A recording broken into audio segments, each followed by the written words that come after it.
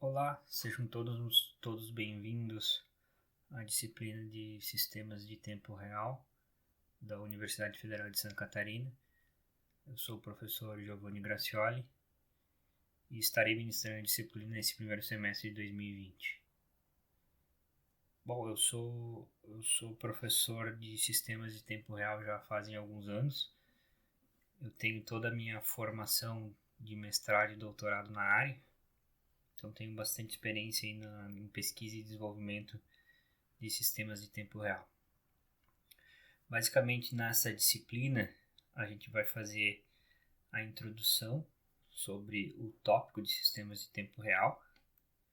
Mais especificamente a gente vai apresentar uma motivação para estudar sistemas de tempo real, apresentar uma definição formal, apresentar as diferenças entre soft e hard real time, seriam o tempo real crítico e o tempo real não crítico, as diferenças entre esses dois tipos de sistemas de tempo real e talvez um dos principais conceitos de qualquer sistema de tempo real, que é a previsibilidade.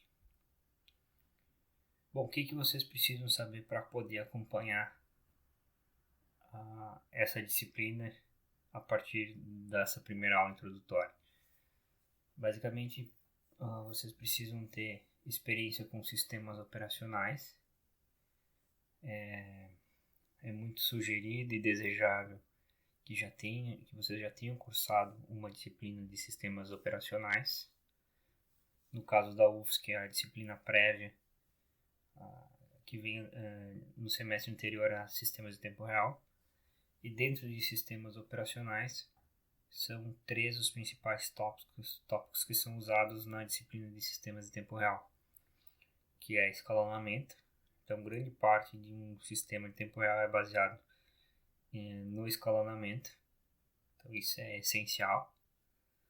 Gerenciamento de memória, principalmente para entender como a hierarquia do computador, a arquitetura do computador, de um processador, afeta a questão de tempo e, consequentemente, afeta as tarefas de tempo real. E o terceiro tópico é gerenciamento de recursos. Quando 2 tarefas, 2 threads ou mais compartilham recursos, a gente sabe que a gente precisa proteger o acesso a esse recurso através de um protocolo de exclusão mútua, usando um semáforo mutex. Então, nessa disciplina de sistemas de tempo real, a gente vai estudar um pouco mais a fundo como protocolos de gerenciamento ou protocolos de controle de acesso a recursos compartilhados funcionam para sistemas de tempo real. Então, esses 3 principais tópicos lá da disciplina de sistemas operacionais são fundamentais para o acompanhamento dessa disciplina de sistemas de tempo real. Bom, questões de livro que eu uso durante a disciplina. Então, são basicamente 4 os livros sugeridos. Todos eles têm os tópicos que a gente vai estudar durante o semestre. Esse segundo livro aqui, que são do professor Jean-Marie Diony e Rômulo, lá do Departamento de Automação e Sistemas da UFSC. Ele é um livro, embora um pouco antigo, de 2000. Ele tem uma boa introdução para sistemas de tempo real com único core, single core. E ele é um livro aberto, vocês encontram um PDF dele disponível na internet. O livro da Ginny Liu, ele também foi lançado em 2000. Ele tem uma boa introdução, mas ele não é tão bom como uma referência para estudo, porque a didática dele não é muito boa. Então, se tu já tem um conhecimento prévio de sistemas de tempo real, esse livro é recomendável. Tá? Os capítulos de introdução dele também são recomendáveis. O livro do Butazo, George Butazo, ele é uma boa referência para a parte de escalonamento. E o livro do Coppert, ele complementa bem os outros 3. Tá? O professor Rômulo da UFSC de de Florianópolis, ele tem um livro mais novo, foi lançado acho que uns dois anos atrás, e vocês podem encontrar esse livro também na internet. Ele é um livro digital, o preço dele é bem barato, e também tem basicamente todos os tópicos que a gente estuda aqui na disciplina. Bom, o que vocês vão aprender nessa aula de hoje, nessa aula introdutória, é a definição de sistemas de tempo real, motivação para a gente estudar, as diferenças entre soft e hard real-time systems, e o conceito mais importante aí dentro de um sistema de tempo real, que é a previsibilidade. Então vamos começar. Iniciando então com um conceito formal do que é um sistema de tempo real. Bom, um sistema de tempo real é aquele sistema que a corretude do sistema não depende somente dos resultados lógicos. Então não basta somente ter o cálculo, fazer a computação de forma correta, mas também a computação tem que ser produzida, o resultado dessa computação tem que ser produzida no tempo correto.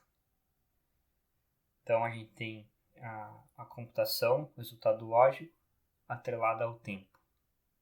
O valor correto da computação, o resultado do nosso sistema, num tempo errado, é uma falha. Geralmente, um sistema de tempo real, ele é embarcado num sistema maior. E aí vem um termo que é bastante usado na área, que são sistemas embarcados e de tempo real. Então esse é o foco da nossa disciplina. A gente está focando aqui em sistemas embarcados e em sistemas embarcados que têm restrições de tempo. Tá? Geralmente esses sistemas eles são encontrados, como está exemplificado aqui no canto direito inferior do slide, num sistema controlado. A gente tem um computador embarcado, um microcontrolador. Esse microcontrolador ali de sensores faz um cálculo de controle e atua sobre motores ou qualquer outro atuador. Então a gente tem um controle digital aqui rodando no nosso computador embarcado. Bom, a gente tem acompanhado aí nos últimos anos uma grande evolução dos sistemas embarcados, um crescimento exponencial, como exemplificado aqui nesse gráfico, onde no eixo X a gente tem o ano, no eixo Y a gente tem o número de computadores embarcados, então, microcontroladores. Então a gente vê aí um crescimento exponencial cada vez maior. Hoje a gente tem contato com um sistema embarcado diariamente de diversas formas diferentes, né? Seja em eletrônica de consumo, né? iPads, iPods, etc. Com contato na nossa casa, né? Lavadoras, secadoras, micro-ondas, etc. Automação industrial, né? Hoje a revolução da indústria 4.0 traz muito a questão de microcontroladores dentro das linhas de produção, né? Carros modernos, hoje em dia, um carro de entrada aí de uma montadora popular tem aí cerca de 30 a 35 microcontroladores, né, dentro do carro. Essas microcontroladores são chamadas de ECU, unidades de controle eletrônicas. Os carros topo de linha hoje têm em torno de 130 a 150 ECUs. Então, cada vez mais a computação embarcada está presente nas nossas vidas. E grande parte desses computadores embarcados apresentam restrições de tempo. Como eu falei, os computadores estão hoje em dia em todos os lugares. Tem estudos que já fazem alguns anos que tentaram mapear qual era o destino dos microcontroladores, dos processadores produzidos no mundo inteiro. Esse estudo concluiu que 98% de todos os processadores fabricados estão embarcados em outros objetos ou outros produtos. Então, o mercado de um sistema embarcado é gigantesco. É muito maior do que o mercado de um sistema desktop, né, que a gente está acostumado nos computadores. Então, a importância de se estudar sistemas embarcados e depois a importância de estudar sistemas de tempo real, que são sistemas embarcados, é muito grande e está bem alinhada com o curso de Engenharia Mecatrônica, o curso que é essa disciplina de sistemas de tempo real está na grade, né?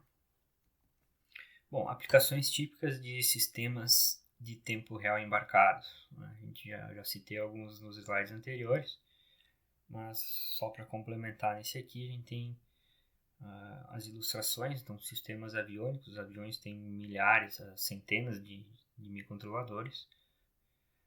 Falei já dos sistemas automotivos, a robótica. Aqui, robótica não é aqueles braços ou aqueles robôs japoneses que caminham, mas aqui é robótica, automação industrial mesmo, né? Telecomunicação, sistemas multimídia e eletrônica de consumo são apenas alguns dos exemplos aí de aplicações típicas.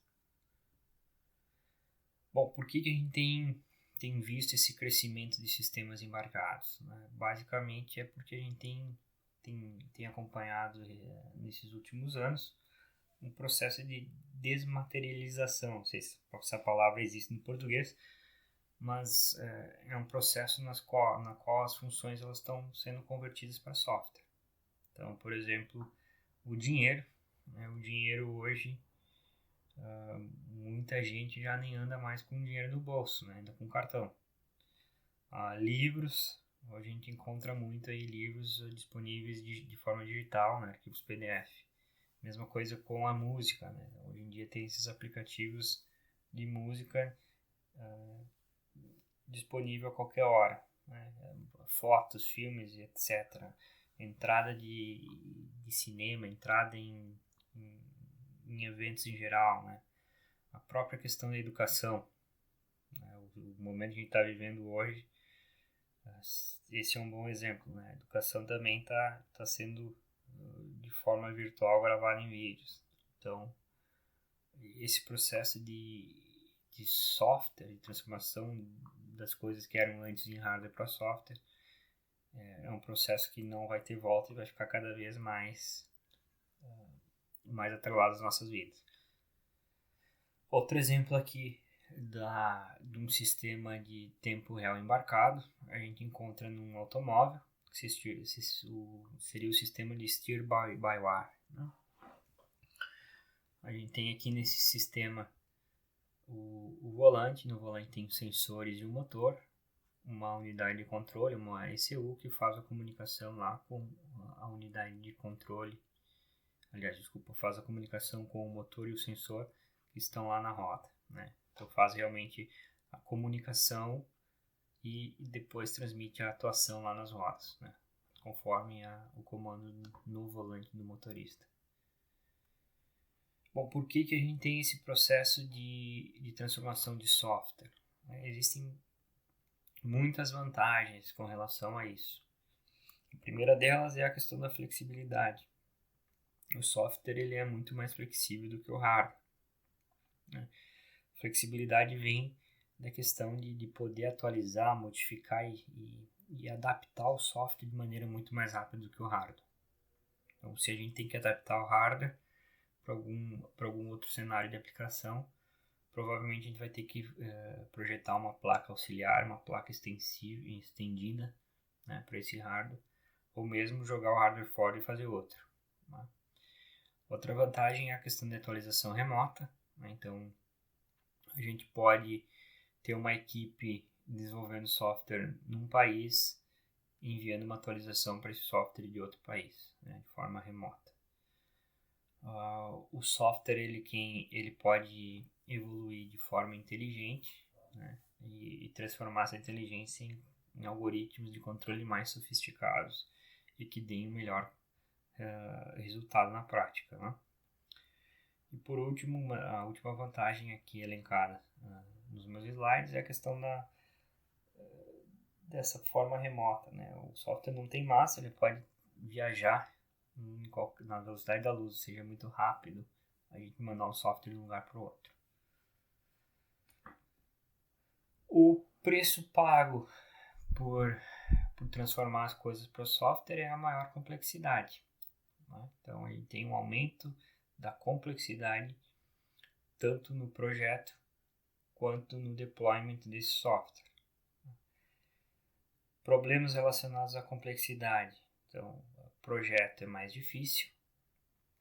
Eu estou falando aqui de projeto de software complexo, tá, pessoal? É um projeto que envolva diversas threads, concorrência, né, controle, etc. Ele é um projeto mais difícil de ser feito. O aumento da complexidade, ele também acarreta em menor previsibilidade. A gente vai estudar um pouquinho melhor o que é previsibilidade nos próximos slides. E também tem uma perda de confiabilidade do sistema. Então, a chance de ter erros num software mais complexo ela é muito maior. Por isso, tem várias pesquisas sendo feitas ainda nessa área para gerar aí novos conhecimentos e novas soluções, por exemplo, para projetos de software baseado em componentes, para análise da garantia da previsibilidade e segurança. Segurança aqui é no sentido de safety, não de security do inglês, né? Ambos seriam traduzidos para o português como segurança, mas a gente está falando de safety. E também novas abordagens de teste. Precisa testar o nosso sistema agora não só para funcionalidade, mas também para o tempo. Nesse exemplo aqui, nessa figura, ela basicamente mostra a questão do número de bugs, número de erros no software aqui do eixo Y, com o aumento das linhas de código no eixo X. Então, é exponencial. Né? Aumenta muito conforme aumenta a complexidade. A complexidade aqui do software ela é dita pela quantidade de linhas. Muito embora, às vezes, um software que tenha poucas linhas, ele pode também ser complexo. Mas aqui, nesse caso aqui, o que está querendo dizer é que tem bastante linhas, aumento de linha aumenta a complexidade do projeto, é um projeto maior, né? E com isso também tem maior chance de dar erros. Bom, a questão da confiabilidade do software. Então, a confiabilidade num sistema que não é de tempo real depende somente da corretude das instruções. É verificar que o sistema tem o comportamento esperado, né? E isso basta. Mas agora, a confiabilidade num sistema de tempo real, a confiabilidade do software do sistema em tempo real, além de ter a corretude das instruções, também tem que ter a corretude do tempo.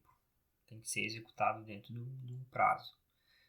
Então, ações que são realizadas muito tarde, embora corretas, podem ter pouco valor ou acarretar numa situação de perigo. Como, por exemplo, o sistema ABS do carro de hoje em dia, né? Que, como está ilustrado aqui nessa figura, a gente tem aqui o pedal do freio. No momento que o motorista freia, há uma troca de mensagens entre as ECUs. O sinal do freio ele vai para o controlador ele faz o processamento e envia o sinal para frear, propriamente dito, para o freio. Notem que a gente tem aqui um tempo T, que é o tempo do sinal vindo do pedal até o controlador, até a ECU, um delay, delta, e mais a saída. Então a gente tem um tempo aí entre o motorista propriamente dito frear e o carro começar a frear de fato. Para vocês terem uma ideia, esse tempo aqui ele tem que ser em torno de 15 a 20 milissegundos. Então tudo isso tem que ser feito entre 15 e 20 milissegundos no máximo. Esse exemplo aí é um exemplo que fica muito fácil de ilustrar o que aconteceria quando o controlador demorasse demais para gerar saída, né? Então, digamos que no momento que o motorista pisar no freio, demorasse 5 segundos para o carro frear. Se esse carro está andando a 100 km por hora, 5 segundos vai ocasionar um acidente, né? Se o motorista freia é porque tem alguma coisa na frente do carro, precisa ser freado. Então, isso pode acarretar em acidentes. Acidentes, obviamente, tem perda material, custo, né, para arrumar o carro, mas também pode ter perda de vida humana, né? Então, alguém pode morrer nesse acidente. Então, é muito importante nesses sistemas que o software seja confiável, tanto em corretude das instruções e corretude na questão do tempo. E aí vem uma definição, novamente, de um sistema de tempo real, que é um sistema computacional que deve garantir tempos de resposta limitados, que seria a palavra bounded em inglês, e previsíveis. Então, esses sistemas são chamados de sistemas de tempo real. Todas as atividades dentro de um sistema de tempo real são associadas com restrições de tempo. A gente fala que essas restrições de tempo são deadlines ou prazos. Então, uma atividade, uma tarefa do sistema tem um prazo, tem um deadline para ser cumprido. A previsibilidade dos tempos de resposta deve ser garantida. Ou seja, para toda atividade crítica do meu sistema de tempo real, e também levando em conta todas as combinações possíveis dos eventos dessas atividades, a gente tem que garantir o pior tempo de resposta, e esse tempo de resposta ele tem que ser previsível, ele tem que medir esse tempo, tem que ser possível medir quanto tempo vai levar essas atividades críticas, levando em conta essa combinação de eventos. Então, a previsibilidade do sistema vem daí. Ser possível medir tempo de resposta e ser possível garantir que esses tempos de resposta sejam atendidos. Dentro de um sistema de tempo real, a gente tem basicamente duas classes de sistemas de tempo real. Seria a primeira classe, o que é chamado de soft real time, ou tempo real não crítico. E a segunda classe seria o hard real time, tempo real crítico. No soft real time, a perda de um deadline, ou seja, uma tarefa que termine após o seu prazo, é indesejável, mas a consequência de se perder o deadline não vai acarretar numa consequência catastrófica. Então, ou seja, não vai levar a um acidente sério, a perda de uma vida humana, por exemplo.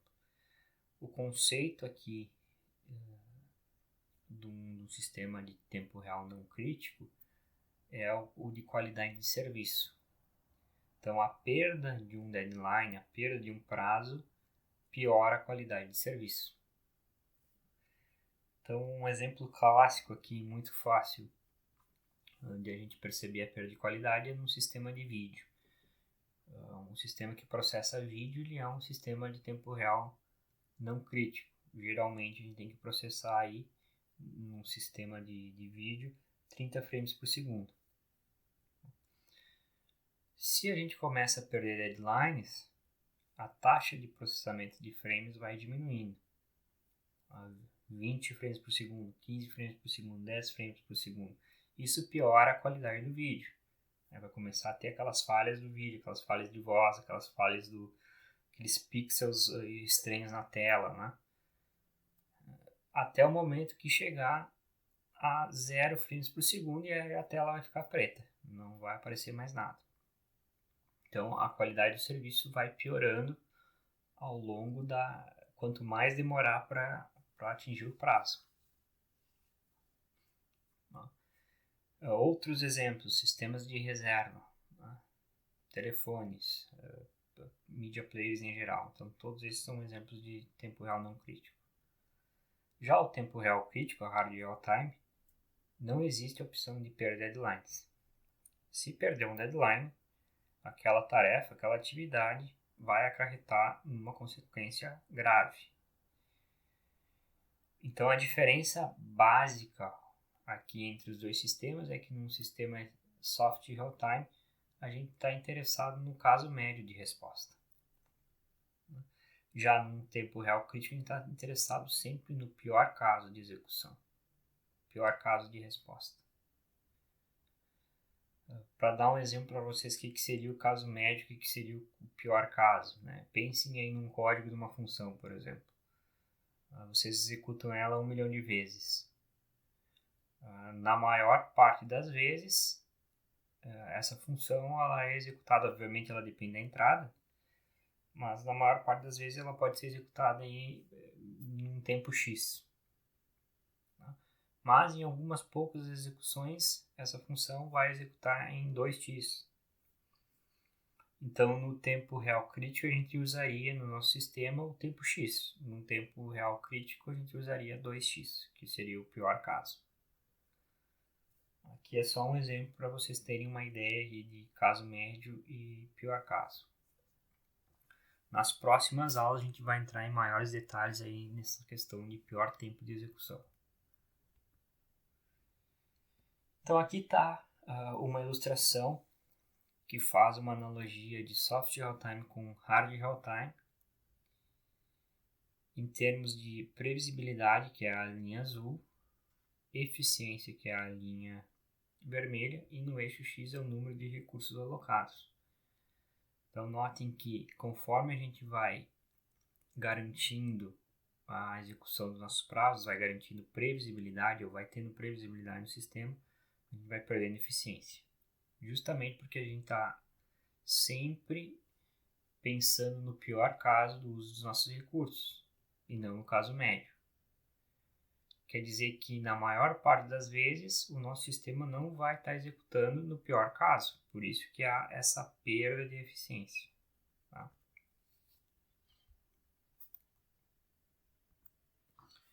O que tem de especial em sistemas de tempo real e embarcados? Bom, aqui tem uma lista de características que são traduzidas em requisitos. Então, as características em azul, os requisitos em vermelho. Geralmente, um sistema embarcado de tempo real ele tem recursos escassos. Então, tem restrições de espaço, peso, tempo, memória, energia, consumo de energia, e isso acarreta aí num requisito de alta eficiência no gerenciamento dos recursos. A gente tem também alta concorrência e compartilhamento de recursos. Isso nos dá um alto grau de interferência de tarefas, ou seja, uma tarefa vai interferir em outra. A gente precisa de mecanismos de isolamento temporal para limitar essas interferências. Geralmente o sistema embarcado e de tempo real ele interage com o ambiente, ou seja, ele lê sensores e ele atua usando atuadores. Então a gente precisa ter uma alta previsibilidade nos tempos de resposta. E por último, tem uma alta variabilidade no workload e nas demandas de recurso. Precisa adaptar o nosso sistema a situações de sobrecarga. O nosso foco aqui na disciplina é projetar ou conhecer como se projeta um software previsível. Esse software previsível ele vai estar então embarcado num sistema embarcado de tempo real. Mais ou menos o que está ilustrado nessa figura do slide. A gente tem o sistema sendo controlado. Nesse sistema sendo controlado a gente tem um microcontrolador. Tem um software que executa nesse microcontrolador. A gente tem então a análise da dinâmica do sistema. Essa análise da dinâmica do sistema, juntamente com sensores, o controle, comunicação, parte gráfica para a parte de visualização, formam a entrada do nosso projeto do sistema. Isso também é usado na análise e na programação do sistema. A saída disso é o software que é embarcado no microcontrolador. Então a gente tem aqui um loop, um ciclo. Tá? Então esse é o nosso foco da disciplina. Fazendo aqui uma pequena analogia com a parte de controle, a gente vê aí já alguns casos. Eu tenho conversado com algumas empresas nesses últimos anos que fazem sistemas de tempo real embarcado e que usam isso para controlar alguma máquina ou algum processo. E a gente nota que o controle propriamente dito e a implementação desse controle na prática, usando um sistema operacional em tempo real, geralmente isso são realizados por diferentes pessoas que não conversam umas com as outras. Né? Há, como tem nessa foto, uma parede entre a pessoa que faz o controle e o engenheiro que vai projetar o sistema e vai implementar o sistema na prática. Geralmente o pessoal que vem da área de controle e realiza um controle mais teórico, eles fazem algumas subjeções que não são verdade. Eles assumem que o computador, por exemplo, tem recurso infinito e performance e desempenho também infinito. Em algumas vezes, a computação é até modelada como um delay fixo. Aí a gente sabe que quando a gente rodar isso no nosso sistema operacional em tempo real, a computação nunca vai ser fixa, ela vai ser variável, vai demorar diferentes tempos em diferentes execuções. Então, na verdade, o que a gente tem em um computador são recursos limitados, um potencial de computação finito. A gente executa várias coisas nesse computador, nesse microcontrolador, e essas coisas são concorrentes. Né? Devido a isso, vai ter delays, atrasos variáveis. Alguns desses delays podem ser não previsíveis.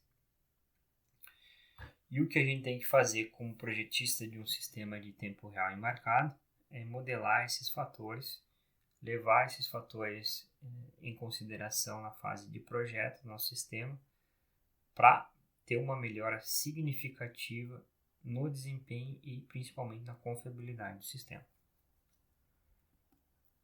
Um exemplo dessa parte de controle e como a teoria não bate com a realidade. Esse exemplo aqui é um exemplo bem simples de um carrinho. Ele sofre aí uma ação de controle mu e um ângulo θ. Né? Então, conforme a ação de controle, vai ter um ângulo diferente de atuação. A gente poderia implementar isso como uma tarefa de controle, recebendo o ângulo θ e o ganho de controle como parâmetros. Essa tarefa ela fica num laço para sempre. Num laço, na verdade, é um laço periódico, onde em cada período lê os sensores, realiza a computação, parte de controle, usa o resultado do controle para atuação e depois tem a espera do próximo período, uma parte de sincronização. Traduzindo essas três partes de leitura de sensores, computação e atuação num gráfico de tempo, como esse que está aqui embaixo, a gente poderia ter essas três fases relacionadas ao tempo. Então, uma primeira fase de sensoriamento, uma segunda fase de computação e uma terceira fase de atuação. Notem que essa barrinha azul aqui seria o início de um período. Depois da atuação tem a espera até o próximo período. Então esse seria o caso ideal de execução dessa tarefa de controle. Ela iniciou um período, ela já está pronta para ser executada essa tarefa, então ela já vai tomar o processador e vai começar a sua computação. Mas não é bem isso que acontece na prática, pessoal. Antes de a gente ver a prática, a visão tradicional do controle, sem nenhum delay, sem nenhum jitter. Né? Ou seja, aqui a gente tem os períodos da tarefa e a sua computação. Né? Aqui embaixo a gente tem o ângulo e a ação de atuação.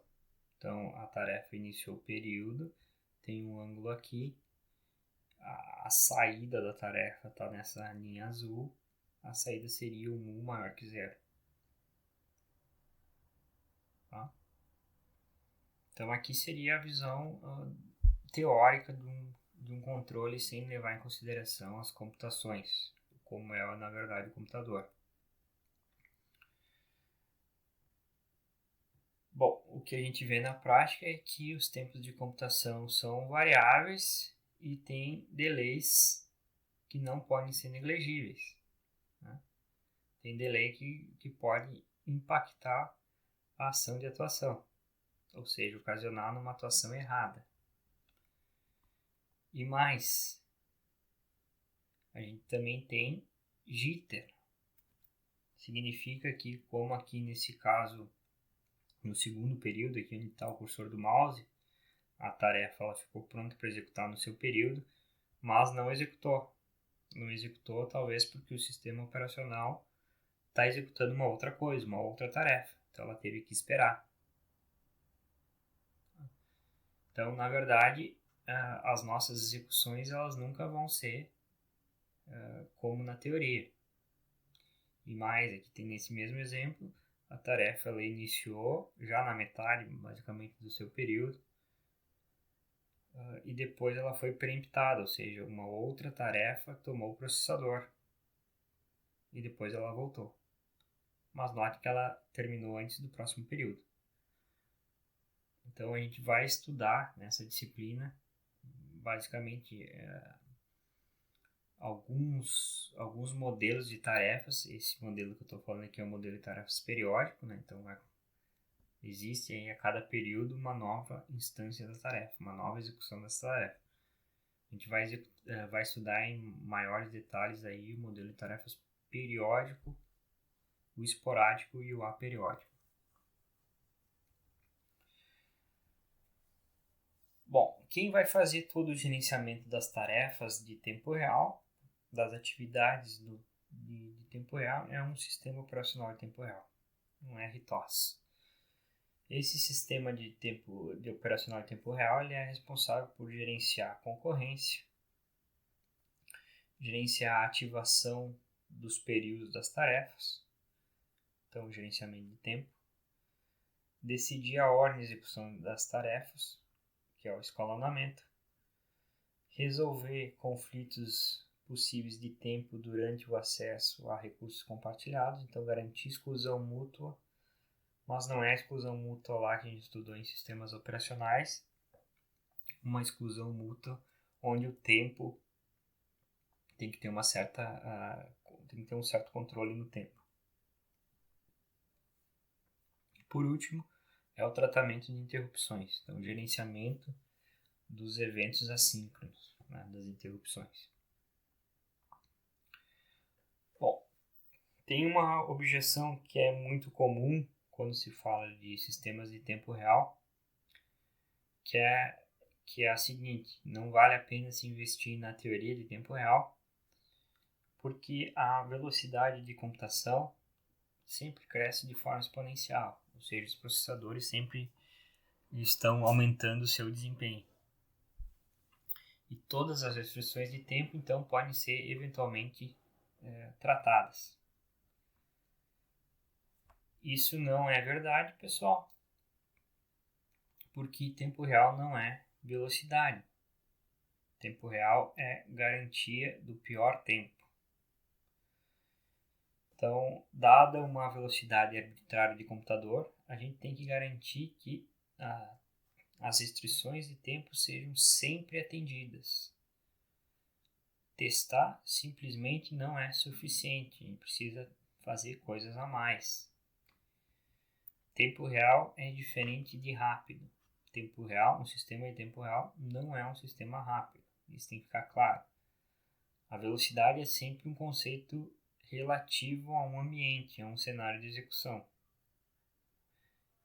Claro que executar rápido é bom, quanto mais rápido melhor, mas isso não tem garantia de um comportamento correto em termos de tempo.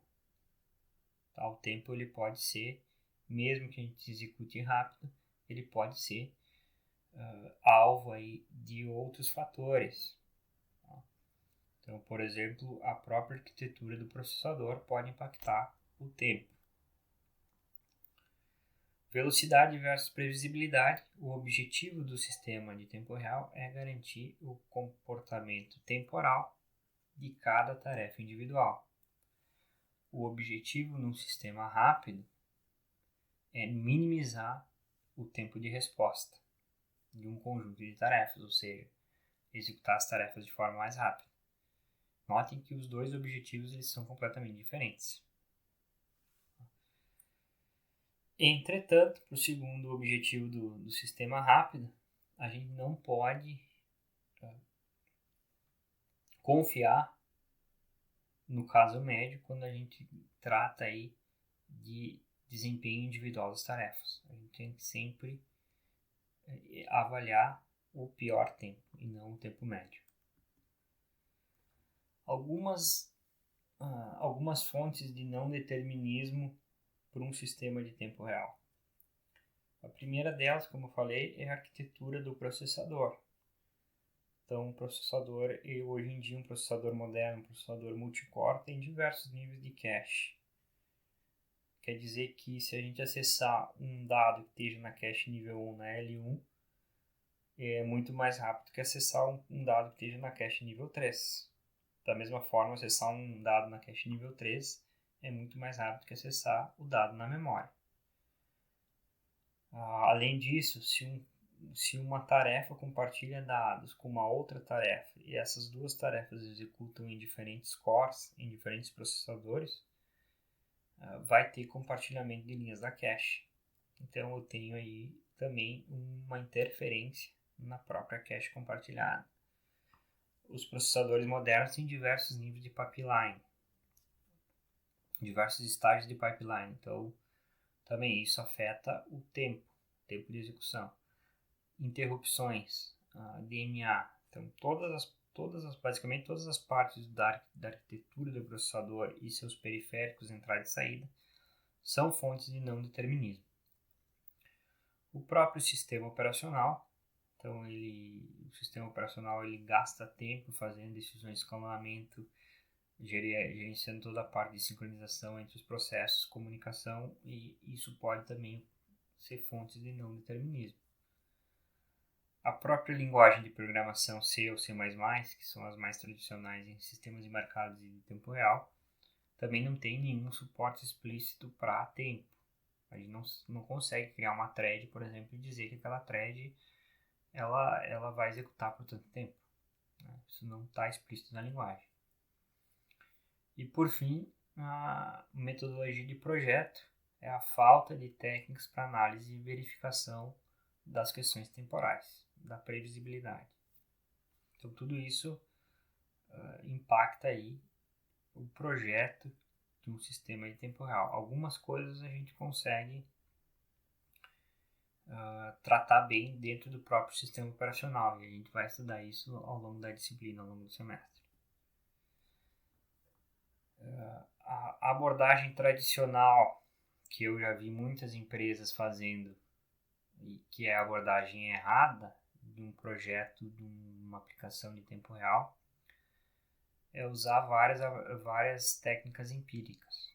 Então, por exemplo, programação em linguagem assembly. Timers dedicados. Então, ou seja, para cada timer do sistema, eu aloco esse timer para controlar uma tarefa ou uma interrupção. Né? O timer gera interrupção e aquele tratador de interrupção vai fazer a tarefa. O controle através de programação de drivers e manipulação de prioridade, ou seja, mudar a prioridade das tarefas ao longo da execução. Então, essas quatro técnicas são técnicas que adicionam muito não determinismo para o nosso código. São técnicas que vão, então, ser fontes vão piorar a previsibilidade do sistema e vão dificultar muito o entendimento do sistema acarretando em bugs, principalmente ali a questão de programação em assembly, né? Alguém pode estar pensando aí, pô, mas quem hoje em dia programa em assembly? Pessoal, isso é fato, tem muita empresa aí mais antiga que ainda tem muita coisa em assembly, por incrível que pareça. Então, tem várias desvantagens, como eu estava citando para vocês. Mais algumas aqui. Programação tediosa. Que eu estou falando de assembly, né? É muito difícil programar assembly e é muito dependente da habilidade do programador, da experiência do programador com a linguagem assembly. É um código muito difícil de ser entendido. A manutenção é também horrível. Se a gente pensar num projeto grande aí de assembly, com milhares de linhas, milhões de linhas, para entender esse código vai demorar mais do que reescrever o código. Se a gente for para a abordagem de reescrita do código, é muito caro e também vai ter bugs. E é muito difícil de verificar as questões temporais sem a gente ter aí um sistema operacional, principalmente o sistema operacional. Quais são as aplicações de ter um projeto de tempo real seguindo essas técnicas? Bom, primeiro que é muito perigoso para o sistema de tempo real. A gente está falando aqui de sistema de tempo real crítico. Pode ter uma falha muito grave, né? O risco à falha, então, é muito maior. E quando o sistema falhar, é muito difícil de se entender por que falhou. É muito difícil de mapear a falha para sua origem. A conclusão disso tudo é um sistema de tempo real com baixa confiabilidade, que é o que a gente não quer fazer. A gente quer ter um sistema de tempo real com alta confiabilidade. Aqui está uma lista de exemplos de acidentes de sistemas de tempo real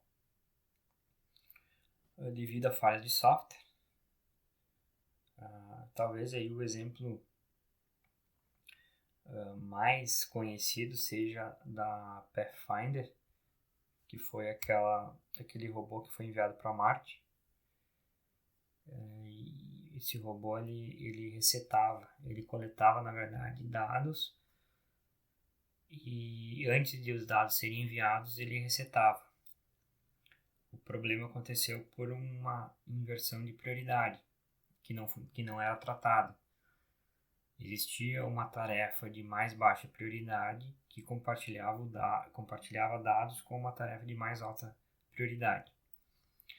Essa tarefa de mais baixa prioridade ela era executada, acessava o recurso compartilhado.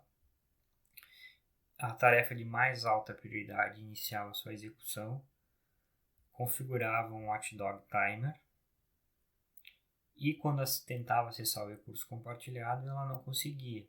Então havia uma inversão de prioridade. A tarefa de mais alta prioridade estava bloqueada devido a uma tarefa de mais baixa prioridade. E aí a tarefa de mais baixa prioridade continuava sua execução e eventualmente demorava um pouco mais para ser executada. Com isso, o watchdog timer da tarefa de mais alta prioridade era acionado e aí resetava o robô antes do envio dos dados. Como foi feita a solução para isso? Foi então implementado um protocolo de exclusão mútua com restrições de tempo e enviado esse novo código para o robô de forma remota. Então, foi reprogramado o robô com o sistema operacional dele. E aí se resolveu o problema. Então, para quem tiver interesse aí, pode procurar esses casos na internet, é bem fácil de achar. E tem muitos outros, tá, pessoal? Realmente são vários casos de acidentes devido a software. Mais recentemente, a gente teve vários casos aí, agora dessa era de veículos autônomos, também acidentes, até vidas de pessoas sendo perdidas devido a erros de software dos veículos autônomos. Desses sistemas e disso tudo, a gente aprendeu algumas coisas. Bom, a primeira delas é que testar o nosso sistema embora muito importante e muito necessário, nos permite apenas ter uma verificação parcial do comportamento do sistema. A previsibilidade ela deve ser melhorada no nível do sistema operacional. O sistema de tempo real embarcado ele deve ser projetado para ser tolerante a falhas e tratar condições de sobrecarga. E os sistemas críticos devem ser sempre projetados levando as suposições, considerando as suposições pessimistas, né? Sempre considerando os piores casos. E sempre lembre-se da lei de Murphy, né? Se alguma coisa pode dar errado, ela vai dar errado em algum momento. Se um sistema para de funcionar, provavelmente vai ser na pior hora possível. Mais cedo ou mais tarde, uma combinação dos piores eventos vai ocasionar aquela circunstância de falha. Para provar isso, vamos usar a probabilidade. Então, PE seria a probabilidade do evento E ocorrer num dia. Qual é a probabilidade do evento E ocorrer em N dias? Então, para cada um dos N's, se multiplica a probabilidade. A probabilidade de E, do evento E, não ocorrer no primeiro dia é 1 menos P de E. A probabilidade de E não ocorrer nos N dias é 1 menos P de E na N. Por fim, a probabilidade de E ocorrer em N dias, então seria 1 menos o Q de E na N, que é o que foi definido antes. Se a gente conseguir considerar P de E na N, que é a probabilidade do evento ocorrer, considerar isso num gráfico, a gente teria aqui o N, que seria o número de dias, e a probabilidade tendendo a 1. Então, se alguma coisa pode dar errado, não importa quão pequeno seja o nosso P de E aqui, a probabilidade, ele vai acontecer. Então, a probabilidade do evento E acontecer em um longo período de tempo vai tender a 1. Então, se o nosso sistema tem falhas, em algum momento da vida desse sistema, essa falha vai se manifestar. Bom, então com isso a gente encerra a primeira aula de introdução. Então a gente estudou aí, ouviu uma definição formal de sistema de tempo real. A gente viu a diferença entre tempo real crítico e não crítico. E a gente viu as questões de previsibilidade do sistema. Então, o sistema de tempo real é um sistema que deve ser previsível e a gente tem que sempre considerar aí os piores casos para esse sistema ser previsível. Claro, a gente está falando de sistema de tempo real crítico. Referências usadas aqui para esses slides. A maior parte das referências vieram do Butazo. Então é isso, pessoal. Assim eu termino a aula de introdução. Qualquer dúvida, a gente está disponível para conversar no nosso horário da aula síncrona. Até a próxima aula.